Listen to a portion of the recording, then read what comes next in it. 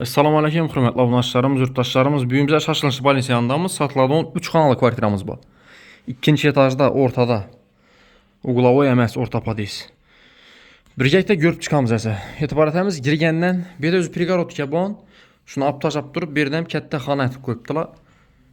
Bir anda yine zal, spalni. Birini iğni vapşi kətdəyən, bu zal bilən spalninikinin köpsündeki iğnisi soladı. Biləsilər. İyi aynalarımız arkam, el tərəfəm, padis tərəfəm karam. Birinə spalniyə ətib qoyubdular, birini xalasanızla zal ətəslə. Patologla Bələnd.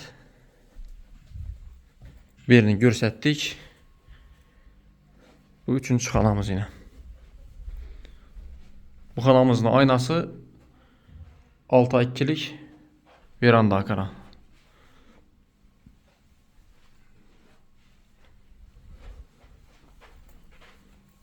Bir anda samocullarımız acilli sasteniyası üçün yine görüp duranlar için unitazımız taza. Vannamız plastik boğan, patologlarımızdan plastik. Bir aslında kuxnya boğan qaspitələn arayan çıxarıb qoyubdular. Bulan arayan çıxarsazlar birən bir 4-cü xana olub duradı. Vəzirən mərsə getədi, kuxnyimi billərə qaladı quru. Bir 6-2'lik verandas. İnnəm kətdəyəm. 2 aynası padis tərəfə qaran. Qaspitələrimiz var, vitişkələrimiz var. Duh konturunu kaç olan var. Qaranqla zaman evi kaç ola var. Bu vəzini almaşdırıb oturmuşlar. Bu an bir 15 milyon 20 milyon son boladı beləsilə.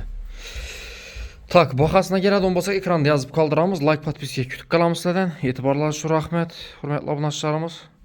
Yakınlarda taşak koyamız bu videomuzda. Şaşlı Spalis yanından qara bürgənlərə. Sağ olunla, baxlı olunla.